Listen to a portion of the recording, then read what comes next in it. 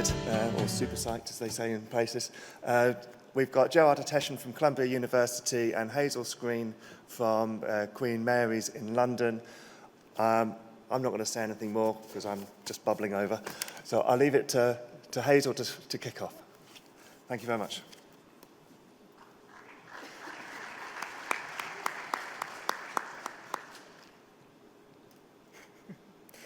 Thank you, Phil, and thank you very much to the organisers for the opportunity to speak here. It's a great honour to be here. And very well done on a fantastic conference thus far. It's been really enjoyable.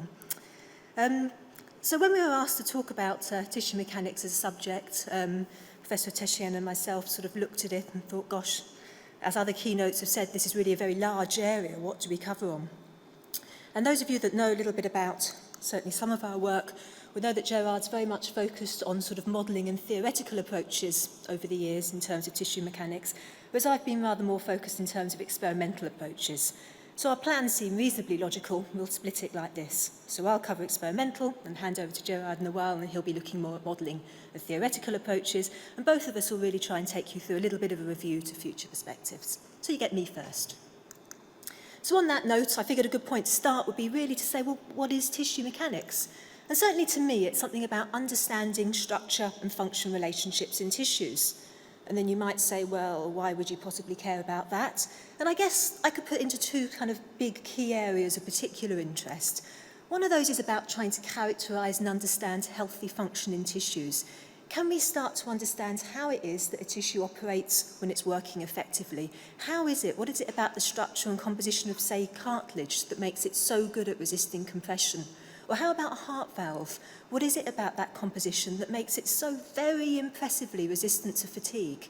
If we can start to get an insight and understanding of that, it gives us some really exciting opportunities in the world of biomimetics and opportunities to be building better replacement parts.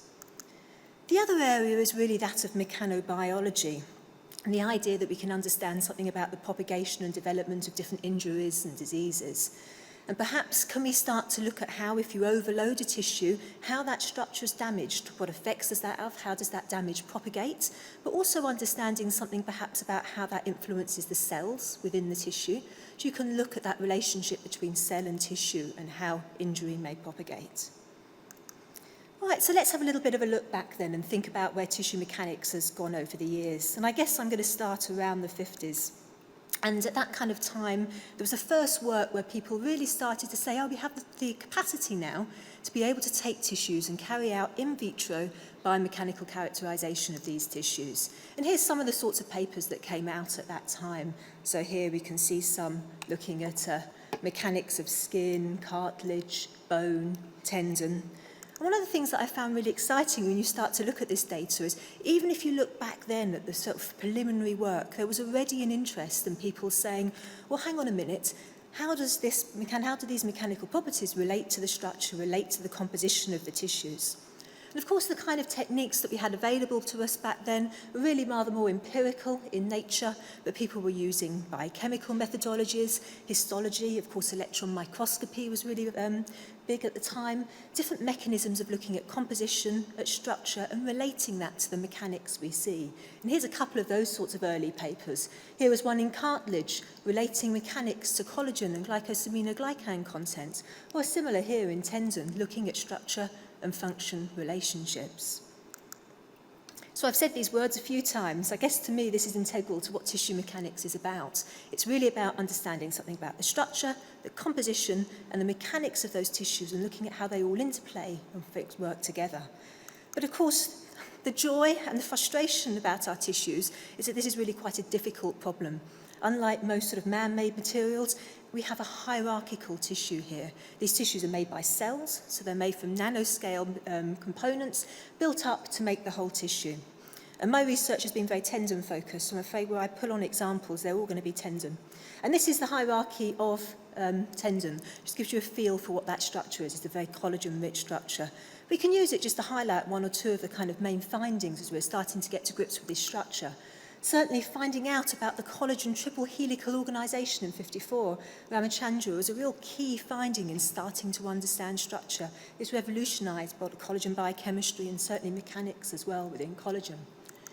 And it wasn't long after that that people started to look at how those molecules were packed together to make collagen fibrils. So the collagen fibril, the key structural collagen component in all of our different tissues. Ironically, there's still some discussion and debate about exactly how these molecules are combined together to make fibrils, even to this day. But over the years, people have slowly built up pictures of hierarchies, compositions in different tissue types, and this was really the seminal work in tendon. Over here is paper by Kaslik, which first described this multi-hierarchical composition in tendon.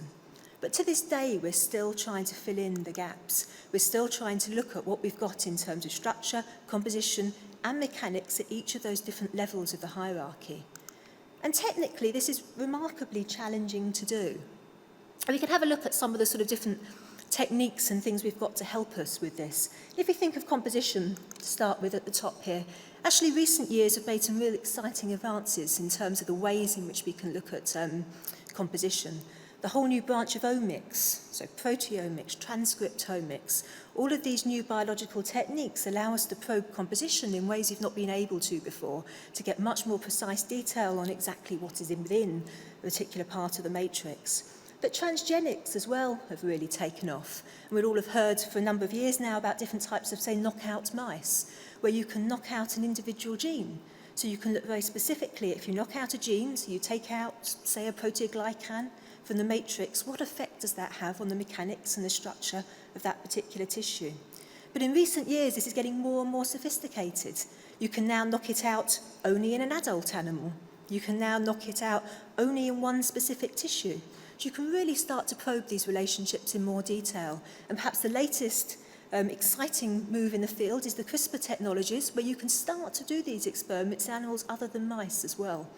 So we can certainly draw on these biological methods to help us understand tissue mechanics in more detail. How about moving on to structure then? And certainly the traditional sort of histochemistry's moved on. We now have immunohistochemistry techniques, which are really nice because they allow us to very specifically look at individual components of the matrix and see where they are within the structure. But we also now have things like an environmental SEM, atomic force microscopes as well, scanning probe microscopes. All of these different methods, which effectively allow you to look at a kind of nanoscale or a microscale at the structure and the organisation of your tissue in viable, potentially viable, or certainly large pieces of tissue. But for the reality for today, I haven't got much time. The area I'm going to focus on is really thinking a bit about multi-scale mechanics and some of the ways in which we can capture and understand this in more detail. This is about asking questions on how can we visualise local mechanical properties at a number of different length scales through that hierarchy in pieces of tissue that are effectively unprocessed, often viable, certainly if you want to look at cells. How do we start to look at what's really happening within that tissue to allow it to function effectively? Of course, one of the first things you need if you want to do this kind of work is to build sort of bespoke rigs that allow you to load your samples in the right sort of physiological conditions to mimic those in the body. And these are just a couple of examples of rigs I've built over the years. They were easy pictures to find, but here we go. This is the biaxial rig, so we can load things like a heart valve. Here we go. This is a uniaxial rig, so I was using it for tendon. But building these systems that allow you to load your tissue whilst viewing it on the particular system of interest to you. And then let's have a look through the hierarchy then and see what our methods of imaging, as we call it, these particular tissues are. And if we look down at the nanomechanics sort of scale then, our tools here are very much revolve around things like synchrotron X-ray diffraction, Raman spectroscopy, atomic force microscopy. And I think I'm going to focus here particularly on synchrotron, probably is the most commonly used in the world of tissue mechanics, and certainly Peter Fatzel down here has been one of the pioneers in this field in moving it forward. And in terms of synchrotron, there's a couple of techniques, wide angle and small angle X-ray scattering, which allows you to look effectively at either molecular level or fibril level mechanics within your tissue. This is a nice picture from some work that I did a number of years ago with Himadri Gupta, who I think is here and probably talking about some synchrotron at some point during the conference, I think later today, where his is certainly his area of expertise. This is his rig, so this is a custom designed rig that we were talking about that allows you to load a sample. Here it's within the X-ray, so here's the X-ray source going through the sample so you can pick up the diffraction pattern on the other side. You get pictures that look a little bit like this. And you can pull out various bits of information from them. If you look here at how wide these peaks are, it tells you how well aligned the collagen fibrils are within the matrix. If you look at the spacing between them this way, it tells you about how far the spacing is the D period, so effectively how elongated the fibrils are. So you can pop your sample here, potentially viable, in this rig, pull it, and look at how collagen fibrils realign, how much they stretch in response to load. So we can start to pick out a nanoscale mechanical response within a living piece of tissue. How about moving up a level then? How can we do that equivalent kind of thing where we're looking at micro-mechanical responses within a piece of tissue that's at the micro level? And here it's really about microscopy. That's our key way. But of course, if you talk about microscopy techniques, we immediately think about fixing sections and taking very thin slides. This needs to be about unprocessed samples. We want to see how that native tissue reorganizes and what's happening with the mechanics. Of course, if your samples are sufficiently thin, it's actually not so bad. You can get light to shine through them, and you can use things like a small angle light scattering or a polarizing light microscope that allow you to look at how that collagen and elastin are reorganizing and moving in response to strain. And heart valve mechanics has probably been the real home for this. We've got very thin heart valve structure, and certainly Michael Sachs has really pioneered this over the years. This is from one of his early papers back in 97, well, paper from a while ago for him, back in 97, where he was looking at stretching biaxially heart valves and just seeing how that collagen and the elastin reorganized and picking up strain maps like this to actually see how strains varied across that sample to try and understand how it was able to cope with the loads that it sees in situ. However, if you have thicker samples, that just doesn't work for you. You need to find some other type of microscopy. And the key types that have been used are really confocal and perhaps more recently multiphoton microscopy, where we can actually take a living, a viable piece of tissue, but we can optically section a single piece out of that so we can see very clearly an image of that part of the structure. And certainly I've used this quite a lot to start to look at tendon mechanics at this micro level. And here's some of the sorts of things you can do. So you can use fluorescent stains. You've got a fluorescent microscope effectively just with a confocal setting, so you can see a single plane. You can stain up cells. You can stain the collagen itself, or just staining the whole sample. And you can put a grid so you can look at how it deforms. So you can strain those samples and you can start to look mechanically at how the tissue is responding to those strains. And then finally, if we go to the macro level, of course, here we're looking at the things we can see. Photography, videography are our key opportunities. And here's a classic setup here for mechanics. 2 cameras and a light shining on, I don't know, say a piece of bone sample that you can see here.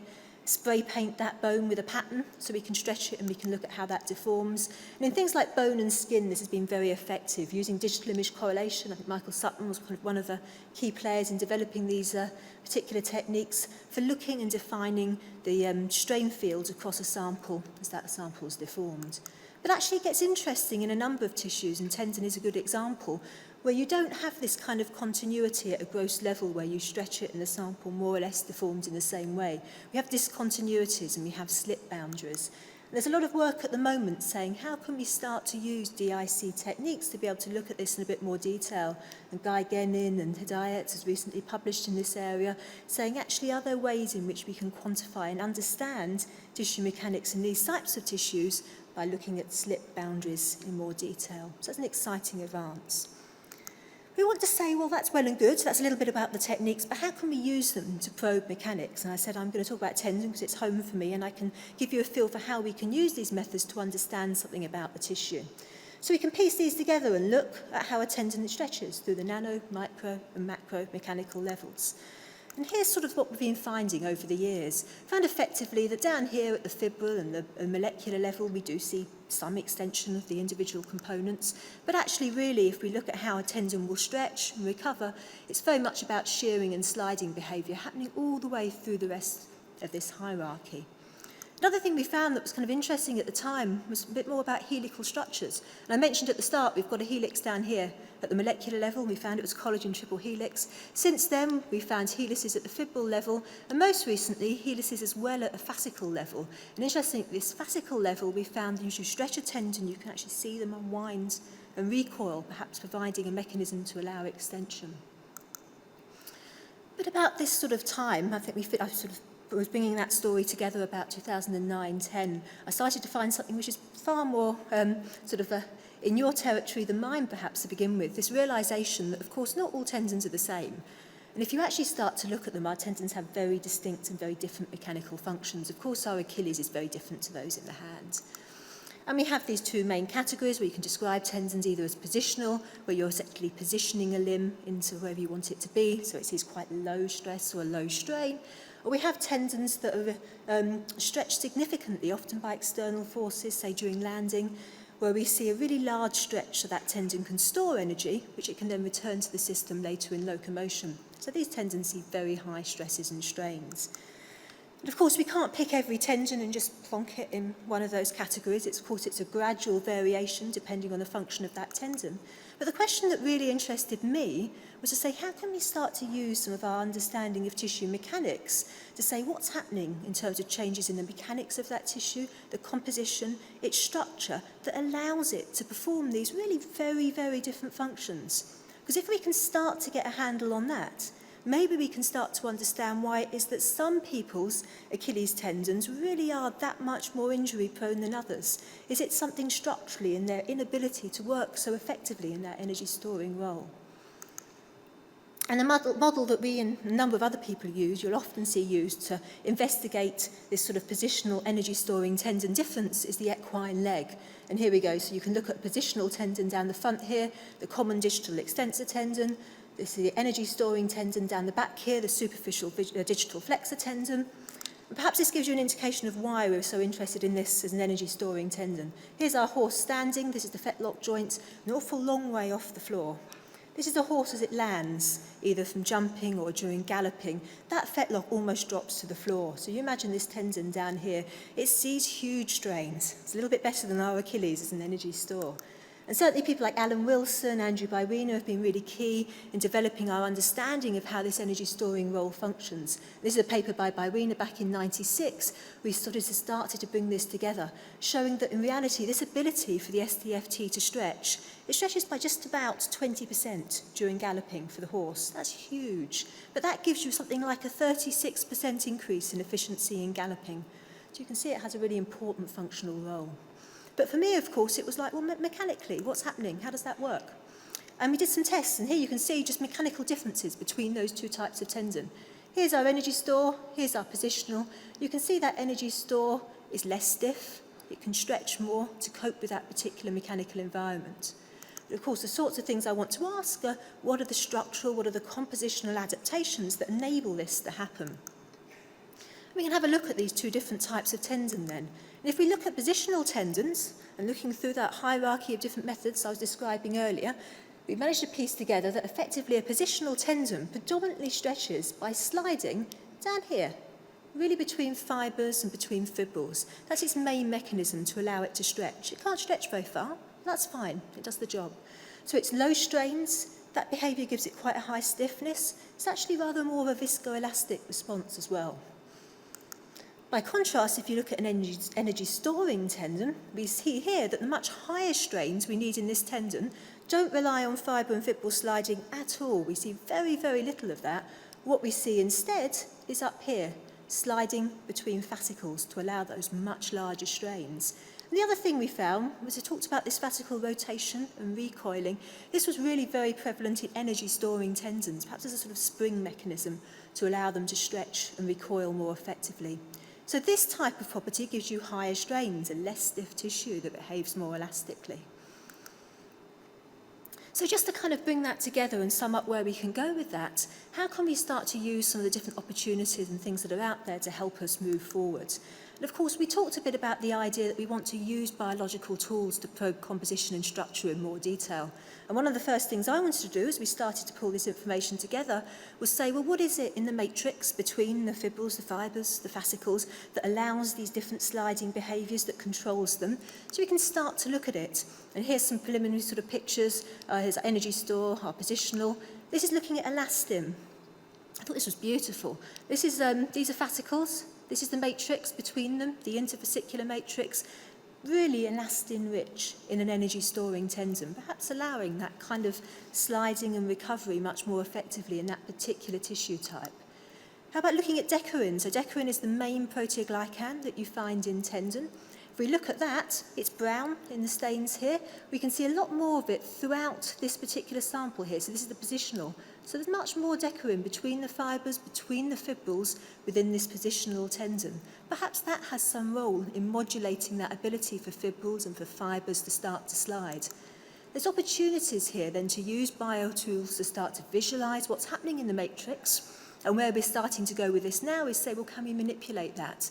Digest or remove or knock out elastin, decorin, see what effect that has on mechanics and understand those responses. The next area that I mentioned at the start was to think a little bit about mechanobiology, and can we understand the cell niche, what's happening in terms of cell strains and tissue turnover. And we actually started on this some years ago, but haven't really kind of taken it up again until recently. This was some work I did back in 2004, just saying, well, if you stretch a piece of tendon, can you look at how the cells deform? You can look at the whole cell body, that's a whole tenocyte, that's just the nucleus, and you can see what sort of mechanotransduction cues are actually reaching the cells in response to those kind of physiological loads. But actually, in more recent years, as I've got rather interested in this very elastin-rich matrix between the fascicles, actually it's quite interesting cellularly as well. Here's these nice elongated cells within the fascicles. These are the cells within that intervesicular matrix, rounded, and there's a lot more of them as well. And in fact, this was an immuno that we did recently, looking at staining a piece of tissue with C12C. And all C12C is a marker of collagen breakdown. So where you see it shining, it's telling you that the collagen in that region is breaking down. Not necessarily a bad thing. Normally that's indicative of healthy turnover of the collagen. And this was very interesting. It was showing you that all of the turnover within that particular piece of tissue was all happening in this matrix between the fascicles. Again, it starts to become very interesting how that may be enabling energy-storing tendons to maintain their strength, to work effectively. We don't damage or manipulate this fascicle structure, but we turn over and we keep that intervesicular matrix healthy to allow them to function effectively. So perhaps we've got a more active, slightly more responsive set of cells that are different in phenotype in this matrix. This is an area we're looking to explore in a bit more detail. I mentioned at the start, of course, another area which is of interest probably to us all is to understand something about how and why these tissues get damaged, and why is it that when you get older, the risk of damage is that much higher. So we can compare mechanics between a young and an old energy-storing tendon, and you'll recall I mentioned that the young energy store uses that helix, it uses fascicle sliding to enable it to extend. If you look at those tendons when they're old, those mechanisms have gone. Not entirely, but they've all been quite heavily reduced. It doesn't have those capacities for enabling extension. So if you then fatigue load the sample, you see quite different responses. You fatigue a young tendon, it seems to use those mechanisms. It's able to cope with that period, that bout of loading. If that sample's old before you start, it doesn't seem to have the mechanisms to cope, and it resorts instead to that fibre, that fibril sliding we were describing when we started to talk about how a positional tendon works. I don't know, but we could speculate that perhaps that's something in the issues in terms of a pathway towards tendinopathy. And then finally, I think we'll hopefully hand me over very nicely to Gerard. Our other real opportunity is to think a little bit about how we can start to use this data in terms of modelling. Of course, we can manipulate structure, we can look at different mechanics, but we can never get to everything experimentally. And really now we're starting to build this picture of the mechanics of different parts of the structure. We're starting to understand composition. We have really exciting opportunities to build models, to be able to explore that in further detail, to be able to manipulate structure and understand how that affects the mechanical properties.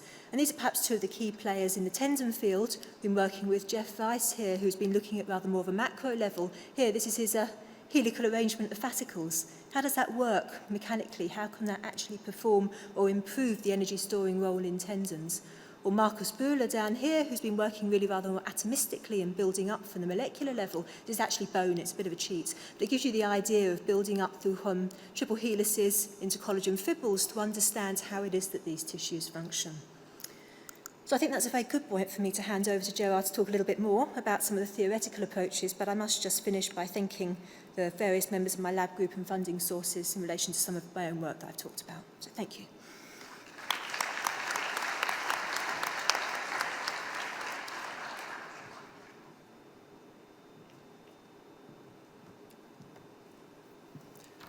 Thank you, Professor Screen. That was a fantastic, review of experimental tissue mechanics.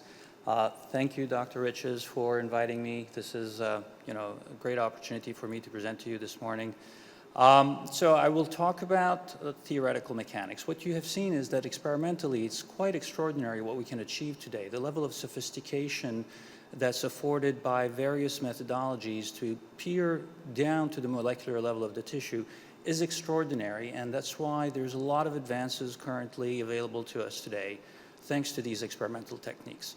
How about theory? Are we keeping up with these developments? And I think the answer is the challenge is much greater. Theory is not that easy to develop in a way that's necessarily understandable. So for today, I wanted to talk about a kind of a paradigm shift, which in the end will not seem like such a big deal, but let me present the case for it. I'm going to talk about a very classical topic in tissue mechanics, which is viscoelasticity. So ask yourselves at the microscopic level, when you stretch a tissue and it relaxes, what is actually happening to make the tissue relax? What is the root cause of viscoelasticity? So in the early days of theoretical developments, the development was not based on a molecular level or microscopic level description. The original work on viscoelasticity is due to Boltzmann according to Coleman and Knoll, and of course, all the work of Maxwell and Voigt and Weikert that were all about the same time. And these are classical mechanicists, Coleman and Knoll, and Green and Tobolsky, have done a tremendous amount of work in the mechanics of, solids and viscoelastic solids. And I'm going to review some of this work today. So in the modern notation, Boltzmann's superposition principle, which is really used to describe viscoelasticity, can be described in terms of infinitesimal strain tensor epsilon and the Cauchy stress T. And hang on to your seats, folks. All of my slides are equations, so don't lose track. Otherwise, this is going to be a very boring talk. So the superposition principle is very simple. What you do is you say, look, if I have an increment in time, du, and I have the strain rate, which is d epsilon du, then what really I'm looking at is an increment in strain. If I multiply that by a relaxation function that evolves over time, then I'm going to get the stress. And this integral simply means that I can add up all the increments over every little increment in time. That's the superposition principle. And in today's modern notation, we use a tensor for the strain, a tensor for the stress, and a fourth order tensor to describe the relaxation tensor. For infinitesimal theory, a fourth order tensor has 21 components, which means that you could, in fact, define 21 different ways that the tissue relaxes. That's a theoretical concept. For the isotropic material, you actually have only two relaxation functions, one which describes the deviatoric or the distortional part when you change the shape of a particular tissue, and the other one is the dilatational part, which, when you change the volume of a tissue. So you could imagine that the tissue relaxes differently in these two different modes of deformation. So this is the fundamental basis of viscoelasticity theory today, although it has been extended to finite deformations and to anisotropic materials. And I'm going to talk a little bit about that. But really, the person whose work I want to mention in particular is Green and Tobolsky. So Tobolsky was actually got his degree from Columbia University, my alma mater, and then went on to Princeton, where he met Green, MS Green. That's not A.E. Green of Oxford University. This MS Green is from Princeton, and he was the first to really look for a microscopic mechanism for viscoelasticity. And I'm going to read directly what he said. Admittedly, the original classical ideas must be regarded as lacking a modern molecular theory foundation. So then he went ahead and he proposed one. We shall deal here with materials for which no permanent changes are occurring with time. So this is not plasticity, this is not damage, it's viscoelasticity. The internal process of relaxation that are occurring in the material are characterized by equal rates of breaking and reforming of the bonds which constitute the network chains, either along the chain or at the network junctures. So think of the figures that Professor Screen showed you a moment ago. Maybe this little figure here that I pulled from the internet might help. There are bonds that break and reform. The moment that they break, they reform in a stress-free state. So this is the molecular basis that Green and Tobolsky proposed. But then they went on and proposed a theory that didn't explicitly model this mechanism of bonds breaking and reforming. What they did was establish the foundation of viscoelasticity in finite deformation that we know today. Here's the free energy, or the strain energy density. This is the energy that you store in a material when you pull on it. In a viscoelastic material, that energy doesn't stay constant. That's the difference between elastic and viscoelastic. If I pull on a tissue that's elastic and I keep it taut, this energy that's stored remains there forever. But in a viscoelastic tissue, that energy decays over time. So the most important quantity to look at here is what we call the deformation gradient. The deformation gradient is the spatial derivative of the deformation. And deformation, and it's very important, this is the key point of my talk, deformation is an observable variable. You can measure deformation not just on the surface of a material, but you can peer inside the tissue using X-rays, using Raman spectroscopy, using ultrasound, MRI. You can actually measure the deformation tensor, all 6 components or 9 components of the deformation gradient. From this deformation gradient, you can extract any measure of strain that you want, such as the Wright-Cauchy-Green strain, and then it enters into your expression for your strain energy density. But in order to account for that decaying energy over time, you need to put in a variable that somehow accounts for this loss of energy. And classically, this variable has been an invented variable. I don't want to use harsh language, but I figure I get to the point. This is a non-observable variable. You introduce a variable A that you postulate should decay over time to describe the viscoelastic response. And because it decays over time, you need to formulate some kind of rate equation, an evolution equation, that is based on an arbitrary choice that you make as a modeler. This decay is not governed by any fundamental principle. It is not the conservation of mass. It's not the conservation of energy or the momentum. It is just a formula that you postulate. Then you can extract the stress from this formula for the strain, which includes this internal variable that is calculated from this evolution equation. And this formulation that he proposed in 1946 is the finite deformation formulation of what we recognize as a Maxwell material, which therefore means really a viscoelastic fluid because it would relax to 0 stress. So this microscopic mechanism has been alternatively presented as a different way to look at the material. So perhaps when you think of viscoelasticity, if you learned it the way that I learned it, you were told that in fact, viscoelastic materials have elastic and viscous elements, which are springs and dashpots, a spring here and a dashpot. This is a textbook by Bland in 1961. So this idea of springs and dashpots wasn't what motivated Boltzmann, was not what motivated Green and Tobolsky, but it is more or less what we think about when we think of a viscoelastic material today. So what is the issue with the spring and dashpot? These are the classical models that you learn in your classes. There's always some confusion whether this is the Kelvin or Voigt body and whether this is the standard linear solid or Kelvin, but don't worry about the notation. The point is that a material like this, you can measure the deformation across both the spring and the dashpot. Deformation is observable. You can always calculate or measure the deformation. But if you try to distinguish the total deformation into, if you want to decompose it into the deformation of a dashpot and a spring, then those become internal variables. The deformation of the dashpot alone or the spring alone is a figment of your imagination, meaning it's a model that you pick. It is not observable. Why? Because there are no dashpots and springs inside the material, but that is in fact the way that we describe these materials. Now let's look at the way that continuum mechanics has evolved beautifully over the decades. So the work of Coleman and Girton established the foundations of modern elasticity theory in a very elegant way. What they said is you can derive any stress-strain relationship in elasticity by making sure that you don't violate the second law of thermodynamics, which when you express it in terms of the free energy in your material and the entropy eta and the temperature theta, we call this relationship the Clausius-Duhem inequality. What you do is, once you have these functions of state, the free energy, the stress, the heat flux, then you pick and choose which state variables you want in order to describe the material that interests you. And if you want an elastic material, you decide that you only want a dependence on temperature and the deformation gradient. When you do that, then you apply the chain rule for your free energy, which only depends on these two variables. You plug that back into the second law. You get now an inequality, and what you say is, look, the rate of change of temperature, the gradient of the velocity, the gradient of the temperature can evolve independently. Therefore, each one of these terms must independently be positive. Therefore, you get a relationship between the stress and the strain, between the entropy and the temperature. And if, in case you didn't put a dependence on the gradient of temperature, there cannot be heat flux.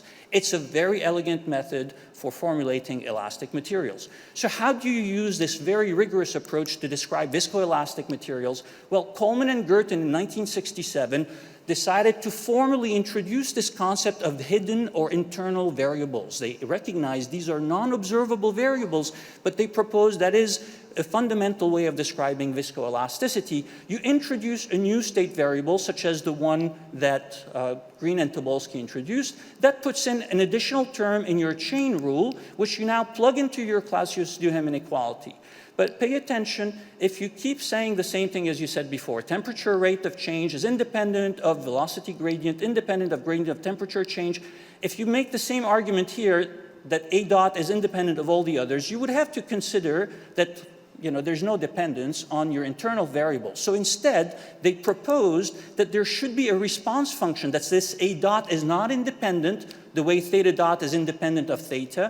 There's got to be a dependence of A dot on A. And that is the evolution equation that Green and Tobolsky used back in 1946. Coleman and Gerton produced a formalism for this type of behavior. So this is great, but it just means that you need to enforce the entropy inequality. So how do we go from here? Then Lubliner in 1985 said, look, the work of Green and Tobolsky was fantastic. It applied to a Maxwell material, so it's really a viscoelastic fluid. Now let me do that for a viscoelastic solid. He said, I can take this deformation gradient and decompose it into an elastic and an inelastic component, just like the spring and dashpot. You take up the total deformation and you partition it between the elastic and the inelastic part. So these are obviously hidden or internal variables. And in fact, he showed that the tensor A that Green and Tobolsky produced is equivalent to this deformation gradient. You plug that and you propose now a free energy density that depends on this internal variable, and then you still need to introduce a response function, an evolution equation. It's becoming more and more sophisticated. You can reduce it to a Maxwell material in this limiting case, or an elastic solid, or a standard solid. Very elegant theories, a systematic progression of the internal variable theory, and you can rearrange this equation slightly differently to recover exactly what Green-Tobolsky did. Very elegant. But as you surely must have noticed, this formulation is limited to isotropic materials. I could hear the gasping in the audience when you saw this equation. It was very clear. In fact, this decomposition, only a mathematician would know this, is actually limited to isotropic materials, but thankfully, other giants in the field, Juan Simo, who passed away at a young age due to cancer, professor at Stanford University, and Gerhard Holzapfel, who actually was a visiting scholar working with Juan Simo, advanced now this formulation to general isotropic and isotropic materials. It's the same concept. The free energy here depends on the Lagrangian strain, which is also derived from the deformation gradient, and this internal variable. They even introduce a free energy due to inelastic effect, but it need not be given explicitly, because when you differentiate the energy with respect to the strain, this term simply drops out. Essentially, this is the elastic part of your response, and this is the viscous part. You need to satisfy some constraints from entropy inequality, and once again, you have an evolution equation that, once you integrate, recovers this integral form, which we call the Boltzmann superposition principle. So this is fantastic. This is the state of knowledge today. The only problem is that internal variables being non-observable, if you're trying to track what's going on in a viscoelastic material using these exquisite experimental methods you have today, you don't know what to associate with Q. If Q is non-observable theoretically, it's not a question that you didn't look hard enough, it's just not observable fundamentally, you will not be able to directly relate your experimental measurements to your theory. And therefore, if you try to distinguish between plasticity, damage, viscoelasticity, growth, remodeling, all of these which are very important in tissue mechanics, you will not have the theoretical tools to do it. So, how do we proceed? So first, let me tell you this. Springs and dashpots do, in fact, I would like to submit to you as a proposition, springs and dashpots have been modeled explicitly in the viscoelasticity theory before, but that theory is really commonly known as poroelasticity or porous media theory. And in fact, I'm going to show you that very briefly. Then what I want to do is quickly explain to you how we can address what Green and Tobolsky proposed, which is that you can describe viscoelasticity as the breaking and reforming of bonds in network chains using reaction kinetics. I'm a mechanical engineer. I suspect many of you are mechanical engineers. All you had to do was knock on the door of your neighbors in chemical engineering and learn about reaction kinetics, but apply it not to fluids as chemical engineers do, but apply it to solid mechanics. Okay, let's try to do this as quickly as I can. So, here's the spring and dashpot. You know, porous media theories tell you that the total mixture stress can be separated into a term due to the fluid pressure and a term due to the elastic response of the solid matrix. And in fact, you can associate the elastic response with the spring and the fluid pressure with the dashpot. But because you are modeling the fluid explicitly, unlike the classical theory, you actually have a momentum equation for the fluid which recovered Darcy's law, which tells you that the gradient in the fluid pressure is proportional to the relative velocity. And that is exactly how a dashpot works. The force is proportional to the velocity, whereas in the spring, the force is proportional to the stretch. So in fact, as long as you explicitly model your fluid, you can have observable variables because fluid velocity can be measured experimentally, just like deformation. You can use, Doppler, ultrasound for measuring fluid flow in 3D. You can use laser anemometry. You all know that there are experimental techniques for getting the full velocity field in a material. So now let's go to the second proposition, that we can actually model the reactions of the bonds breaking and reforming explicitly. How can we do this? We can use mixture theory. Mixture theory is a construct that is due to Clifford Truesdale, a fascinating personality. I don't have time to talk about him. A brilliant person, brilliant mathematician who wrote textbooks that are so hard to read. I keep reading them over and over to understand them. And Tupin, who published their first work in the handbook, Der Physik, and then a lot of work done by Erringen and Ingram, by Ray Bowen, who's shown here, who later became the president of Texas A&M University. They talked about the thermochemistry of reacting materials. If you want bonds that break and reform, you need to describe reactions. If you want reactions, there's got to be more than one constituent in your mixture. That's why you need mixture theory. And where do you describe those reactions? The answer is in the axiom of mass balance. Here's the axiom of mass balance. The way you would normally write it would be with a 0 on the right-hand side if there are no chemical reactions. The superscript gamma simply means you have multiple constituents in your mixture. They could be solid constituents. It could be collagen, elastin. You can do growth and remodeling with these theories, but we're just going to do viscoelasticity right now. And you need to satisfy the mass balance. If you put a mass supply, that means there's mass exchange among all constituents, but in the end, any mass that's lost by one constituent must be gained by other constituents. So let's do reaction kinetics against very basic chemistry. We go back to what Green and Tobolsky said. We have intact bonds which, in response to loading, will break and reform instantaneously in a stress-free state. These are all critical points to make. We write the reaction this way. We put the K reaction rate, which is typical for chemistry. And we actually recall that this reaction is governed by the equation of mass balance, which can be rewritten in this simplified form if you simply take the density and normalize it by the volume of the mixture in the referential configuration so that you don't have to worry about changes in density due to volume change. Once you do that, now you need to propose a constitutive relation for your mass supply, which is given to you by the mass production rate. Whatever is lost by the reactant must be gained by the product. So there's one mass production rate. And the simplest constitutive relation for the mass production rate is given by the law of mass action, which for first order reaction will simply tell you that the mass production rate is proportional to how much reactant is left. Once you've run out of reactant, then obviously the mass production rate must be 0. Well, what's nice about this, you plug this back into here, you get a first-order differential equation, which when you integrate it, you get an exponential response. And this is just telling you that you have your intact bonds that evolve over time in a way where they decay exponentially while the broken and reformed bonds recover exponentially. So you load the material at this instant, these bonds start to break exponentially over time, while these bonds reform in a stress-free state. It's a very simple concept. It's an observable variable because you're talking about the density of the bonds, the mass. You can measure that. If you have multiple loading events, well, this generation of reforming bonds, when loaded again at, say, time 1, will break again. There will be a new generation of reforming bonds that forms, and you can keep thinking about multiple loading cycles. These are discrete time increments, but they don't necessarily have to be uniform. Bonds form, break, form, break. You have multiple generations. Each generation is governed by this very simple equation, which is the bond mass fraction.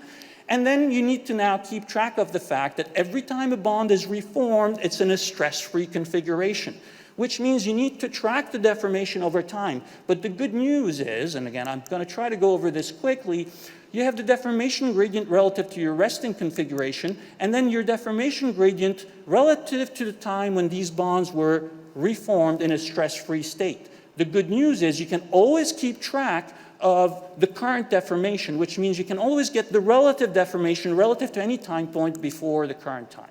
So once you take that formalism into account, you can now talk about how much energy you have stored in each of these bond generations. It's very simple. You assume that the bond energy is proportional to the strain of that generation, and then you multiply that by the bond density to get the total energy per volume. And then you can add that up for all the generations of bonds breaking and reforming, and then you can actually show that in the limit as time goes to infinity, once you stop loading, if all the bonds have broken, except the last generation, which is intact and stress-free, then all of your energy in your bonds has eventually decayed to 0. So you can actually formulate the free energy of this type of bond breaking and reforming. And if you're really interested not in discrete time increments, but in continuous time increments, just do a little bit of mathematical manipulation, turn these relations into continuous equations with a time derivative. Now your strain energy has a contribution that looks just like the integral that we're familiar from Boltzmann's superposition principle, but your stress is obtained simply from the derivative of this free energy. You don't need to have hidden variables here, and then you recover this relationship, the classical relationship for finite deformation. So if you want to make sure that this reduces to the Boltzmann superposition principle, remember we're making use of the relative deformation gradient, which is a concept that doesn't appear in the classical theory, but in the limit of infinitesimal strains and rotations, you simplify it, the infinitesimal strain appears here, plug it back in your strain energy density.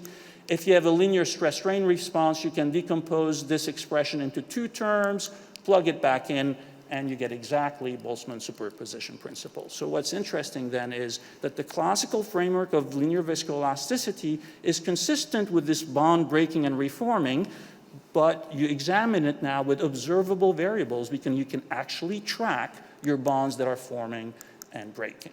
So bond densities may be measured. Professor Screen actually explained quite a few methods. Biochemical assays can be used, but not in real time. Usually, if you do damage mechanics, the tissue has been damaged, you can assay for the damage. But Raman spectroscopy is a method that allows you to actually visualize the evolution of your bonds over time. So it's, in fact, a very, very interesting approach. If you Google viscoelasticity and Raman spectroscopy, you can find now there's a company that actually proposes to measure the viscoelastic response with Raman spectroscopy, though they don't have the underlying theoretical framework that I just presented for you, but everyone is thinking along the same lines as moving in this new direction. So nonlinear viscoelasticity, you can have strain-dependent bond kinetics, and viscoelastic fluids, you can take your permanent bonds that describe the elastic response and set those to 0. So, tissue mechanics. Let me just briefly talk about the past. There's tremendous progress that has been made, very elegant formulations for linear, nonlinear theories, isotropic, anisotropic materials, but all of these are informed by mechanical responses, not by composition. the tissue structure is either treated as invariant, or if it's not invariant, it's described by hidden variables. And therefore, for damage mechanics, for plasticity, for thermoelasticity, for viscoelasticity, you need to propose an ad hoc evolution equation for an internal variable that you introduced. However, in the present, what I'm proposing, the paradigm shift is, all you have to do is take into account the evolving tissue composition by using the axiom of mass balance, which means you just have to have a slight paradigm shift, nothing major, but use the mass balance equation, and now you can model and differentiate growth, remodeling, viscoelasticity, damage, plasticity, thermoelasticity. Anyway, the future, well, I don't think anyone can predict the future. All I can say is give you a vague statement. More informed coupling of mechanics and biology will be useful to us in the long term. So I would like to thank you for your attention and thank the funding agencies for this work.